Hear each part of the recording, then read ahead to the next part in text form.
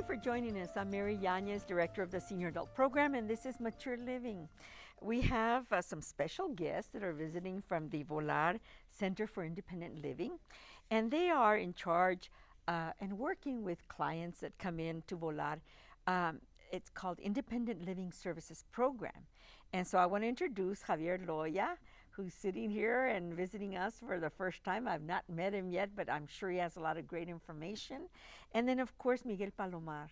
Thank And you. you have a very special guest with you, Big Abraham. Tell me about Big Abraham. Big Abraham is out of Guiding Eyes for the Blind out of New York Heights. He's a 7-year-old lab. I've been with him for 5 of those years. Great guide for me. That's my first guide. So did they train you or do they train Abraham? They train me. Okay. They train me with he's Abe. By the time I get to Abe is already fully trained. So they just kind of pairs up and we do most of the training with them. He's so well behaved, better than some kids around here.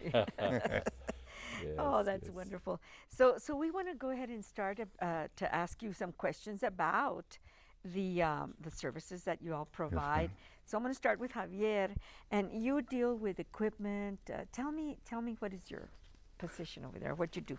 Okay, I mostly deal with doable medical equipment. When a client comes in, if they ask me for a wheelchair, a prosthesis, a walker, yes, those kinds a of shower chair, anything that they may need to help them become more independent in the community and at home. And so do you also deal with like vehicle modifications? Yes. Oh my goodness, so that's amazing. Vehicle modifications, home modifications. Okay, wonderful. So they can have a ramp in the home. The only thing that we don't do on home modifications if it becomes a permanent structure on the home. Okay, permanent structures are not included, but anything that can be enhanced so that they can get around easier in their homes, any persons with disabilities. Yes, that is correct. So tell me, what kind of documentation does the person need when they come to see you? The documentation that they need is they need to bring us an ID from the state of Texas. Okay. Okay. They need to bring us a Social Security card. They need to bring us their income if it's an award letter from Social Security. Okay. They also have to bring us their health insurance provider. They have Medicaid, Medicare. My goodness. Or is the private insurance. The most important part is the medical records. Okay, their medical records. Yes. They need to provide those for you, and then you determine if they're eligible. Right. Okay. And also a prescription from the doctor. A prescription from the doctor. And is there a cost for your services? Okay. We also, on the documentation, they get a deduction for their either mortgage or rent or any kind of medical bills. We do charge them depending on their income. Okay. Okay, and then after the standard deduction, they have a net income. And most of my clients pay anywhere from 0.5% to 1%. That's okay. So if they get a wheelchair that's $1,000 and they're at 0.5, they're going to pay $5. $5. Can you imagine? And they can get the equipment, the medical equipment that they need. And I realize that sometimes, there's waiting lists. And so people can come in and they can be put on a waiting list. Yes, ma'am. Excellent. They just call and provide their name and their address and their phone number. And you go from there. Once their number pops up, we'll call them. Wonderful. And so I did want to have a little chance to talk to Miguel Palomar, who also is in this program, and it's called the Independent Living Services Program. Tell me what you do and what clients you work with. I work with more with hearing loss or deaf, we're also trying to stretch out into the more blind and visually impaired spectrum. And pretty much the same thing with as far as the aspects as Javier. I mean, we ask for their ID, Texas ID, make sure they reside in the state of Texas, their income, whether it's Medicaid, Medicare, letter of from Medicare, of course, and insurances, and make sure they have medical bills, their mortgage, if they pay rent or anything, so they can use that as a deductible as well. And I wanted to ask you, what are some of the success stories?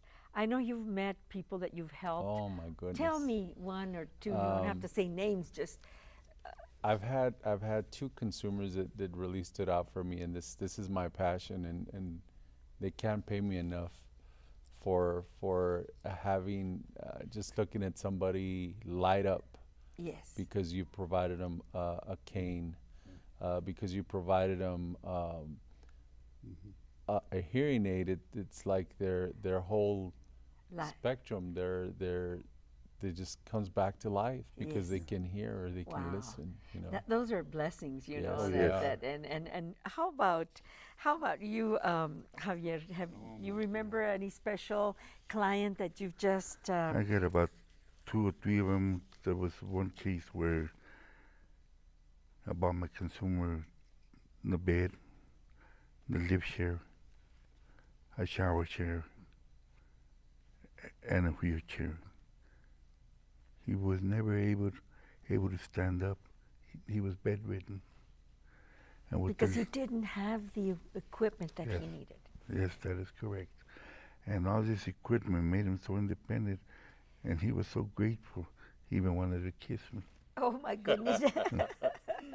Well, I'm sure you're going to have a lot of people that want to hug you and thank you, and that's your work. That's your mission. It's our passion. It's your passion. I want to remind everybody we're talking about the Center for Independent Living, Volar, helping a lot of people with a lot of different services. These are just 2 of the services, providing medical and durable equipment, working with the deaf, persons that are blind, and just helping them with services or connecting them, and that's what it's. Tell me a phone number that they can call. They can call at area code 915-591-0800. We're open from 8 to 5, and the upcoming holidays are coming. Yes. Make sure that they call you after the holidays for all of these wonderful services. That'll be a great thing for the new year. Yes. Yes, correct. Well, thank you for being with us. We've asked you a bunch of questions, but the most important is that you're making people happy, more mobile, and that's quite satisfying, isn't it? Thank you. I think we're doing God's work. Yes. Okay. We all have a charge on that. And thank Abraham, Big Abraham, for coming. He's a joy. Next time we'll have him sitting on the couch. Oh, he'll have some stories for you too. Yes. Okay. Thank you. Thank you. Thank you for having us. Appreciate it. We'll be back with more guests here on Mature Living.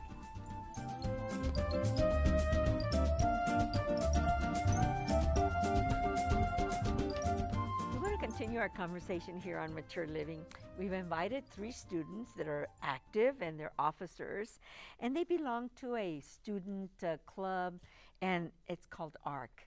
ARC stands for Animal Rescue of Community College, and they are students from the college, but they work also with faculty and staff members to try to find placements and to raise funds to help the animals here in this community, right? Yes. Pets. Yes. Okay, and so I want to introduce you. First of all, Daphne Menifee. Thank you for being with us. Thank you for having us. I'll ask you some questions in a minute. And then we've got Samantha Chacon. Hi. And you're the secretary, you're the Yes. treasurer, and then we've got the president here, right? Richard Cardona. Welcome, Richard, to Mature Living. Thank you for Tell having me me. a little bit about your friend that's resting there. Her name is, she's a chocolate Cocker Spaniel? Yes, ma'am. She's a chocolate Cocker Spaniel. We had her for about 3 or 4 years. She's a very loving dog. She's very cheap, right? Oh, very Okay. spoiled. Yeah, she's Her very name spoiled. is what is her name? Her name's Lexi, man. Lexi. Okay, she's your family pet. Yes. And you decided to bring her just to kind of motivate us, right? To stimulate us about pets and how we should be. Well, I just love animals, but that's the second reason. Yes. That's Yes. And plus I know dogs can't talk, but my instincts are telling me she wanted to be here. All right. Well, good. I'm glad you brought her. We always welcome new guests. And she's beautiful, by the way. Tell me a little bit. You're president of the organization, and tell me why you decided to join ARC.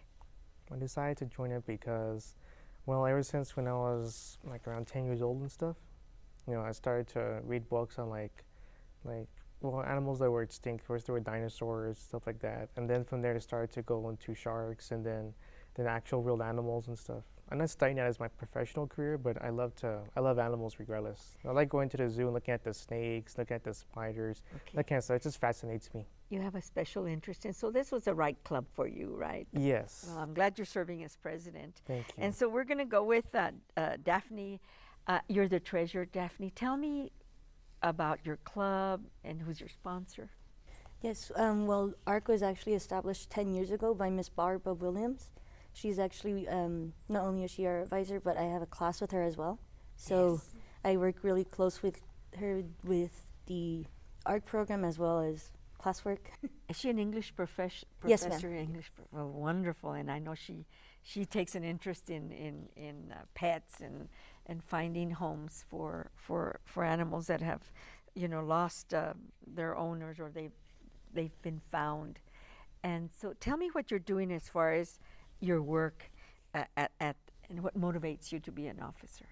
Well, when I first started out, I was actually with another club, but I liked how Miss Williams was doing everything with her club, so I decided to go ahead and join her club. Great.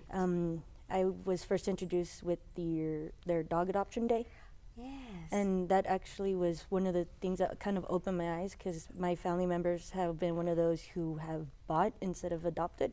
Okay. And then since when you're buying a pet, you don't really know what exactly you're buying or how the puppy's parents are health-wise. Yes. But with a shelter, they will guarantee that they are selling you a healthy dog, because they wouldn't risk the dog or your health instead of not participating in that adoption. And it helps to minimize those strays, Yes. dogs, and you rescue them. It's wonderful.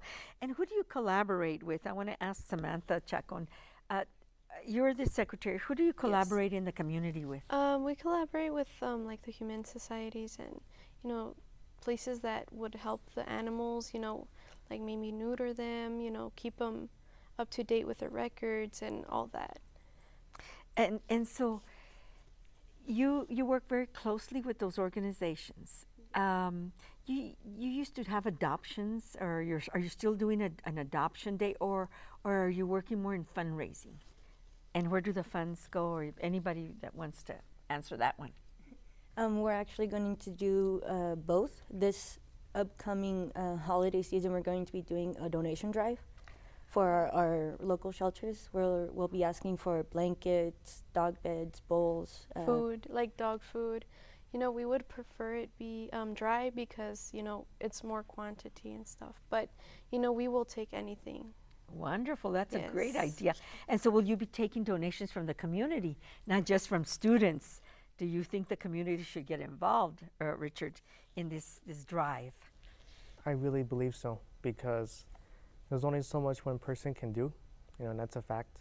But if we have everybody teaming up together and working more as a community and working more as people who want to help with the kindness of their own hearts, not because they want something in return, I believe that can help people and help animals find a beautiful home with everybody's help. Sometimes when we're working with shelters, we donate diapers for the babies, or we donate food for the hungry. And I think, with those beautiful trees that they have, where you pick a name of a child for a school, Oh, yeah. and to give toys, hey, why not a bag of dog food and bring it to the college? When is this going to happen? This is going to be happening around the Thanksgiving, Christmas time. Okay, all through that time you'll be collecting. Yes, ma'am. Yes. And where's the drop-off? The drop-off. You can maybe get into contact with Miss Barbara Williams. 831 is the college number, area code 915-831-3381. And if we get a great response with a lot of, food, canned food or dry food, what do you think? We'd be successful, wouldn't we? Yes. Yes. And I'm sure the shelters and the dogs themselves would appreciate it very much. Yes, very, very, Very good. And I was just curious, do you foster pets sometimes? How do you get the word out that there's a pet or an animal that needs a home? Well, depending on the circumstance, sometimes Miss Williams herself will get emails from other students or other faculty members or their community members saying that they have a dog or a kitten that needs to be fostered or that needs to be put up for adoption. And sometimes they will go through there, and other times someone can go up to the animal services or another non-kill shelter and ask if they could be one of the foster parents for the pets. Wonderful. What's the success rate of adoptions or placements, for ARC, for the Animal Rescue of Community College? Can you share that, Richard? I think it's 98%. If I'm not too, I'm pretty sure it is. It's 98%. very Yeah, but that's good though. People have loving hearts. I mean, to me, it's the love of the animal and the care that they want to give to the animal and to other people to help. That to me is what actually gets the people to do it. It's not we provide the we take the dogs over there and we show them and we tell them what we're doing, and it's their choice to adopt or not. We try the best we can, but I figure that with enough prayer, it will eventually happen. Yes. Well, thank you all for taking an interest in working with Barbara Williams, our English professor that is your sponsor at the college, and we put up the number so that she can get a lot of calls. And so by coming to Mature Living, maybe we'll start something, huh? Yeah, that Come would back be again. fantastic. Okay. Well, good luck to you and your Thank projects, you. okay? You're doing a great job and a good service to this community. And we'll be back with more guests.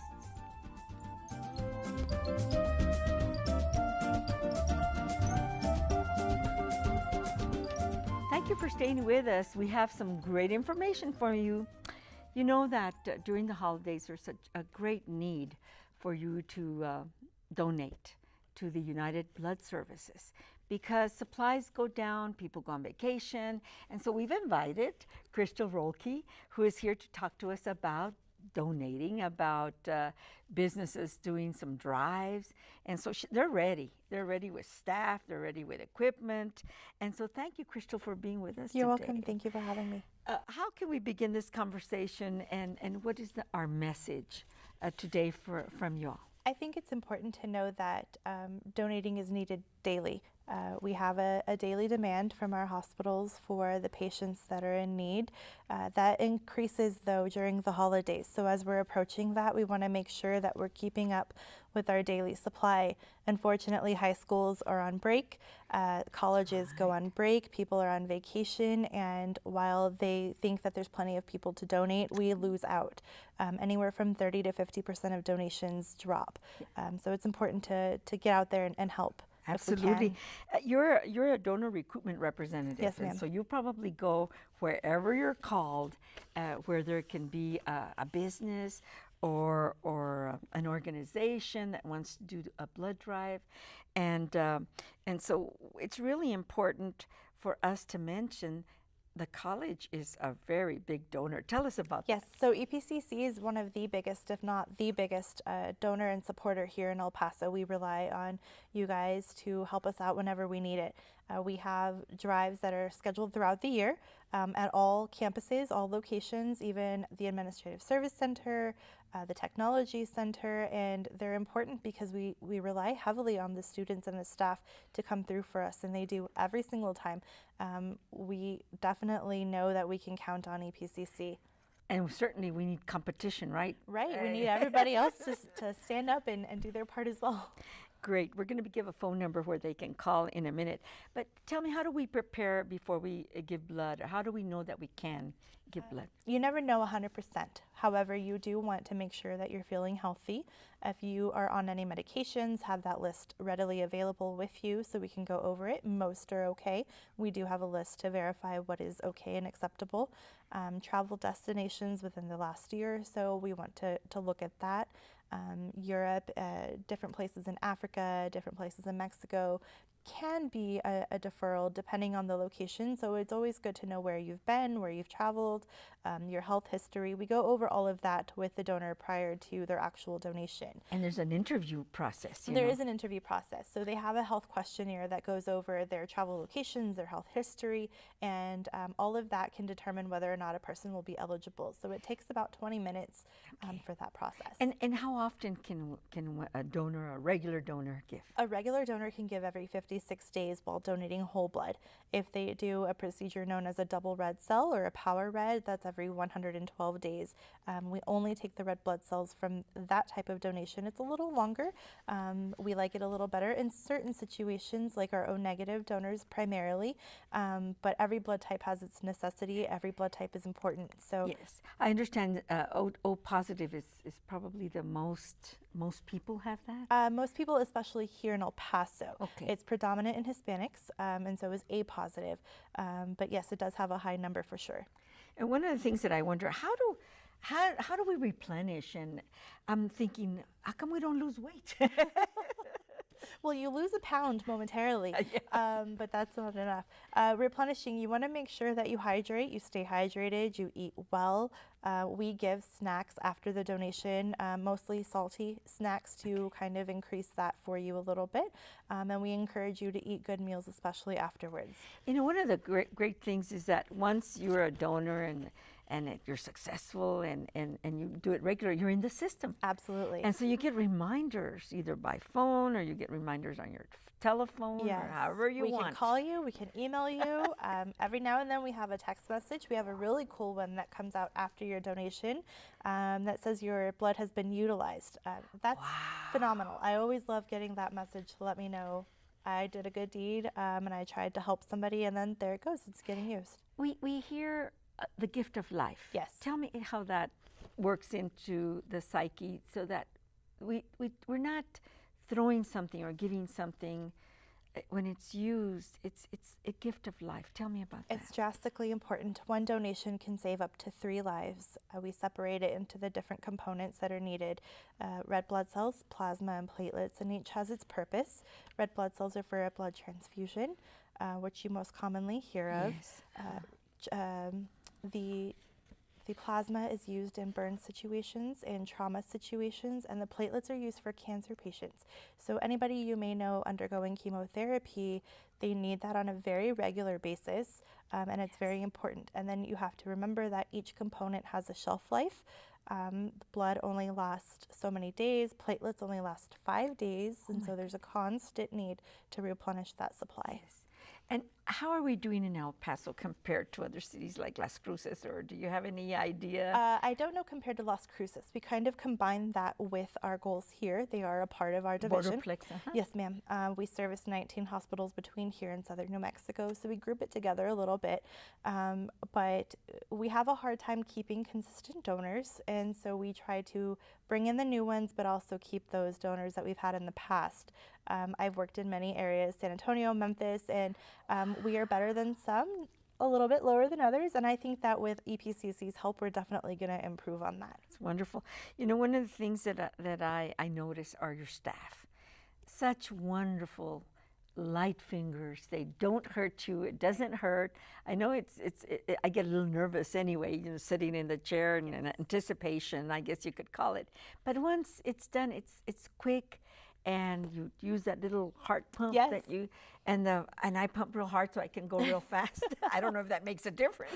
Sometimes it does, absolutely. We do have phenomenal staff, I will say that. I have a couple of my favorites that I like to stick me, but they're all great, and I can rely on every single one of them. Well, it's quite a mission. It's quite a dedication and the work that you all do, and the coordination of getting the the replenishing at the hospitals and to making sure that it's there when we need it. And whenever we have a family member ourselves that we need blood, we know it's going to be there.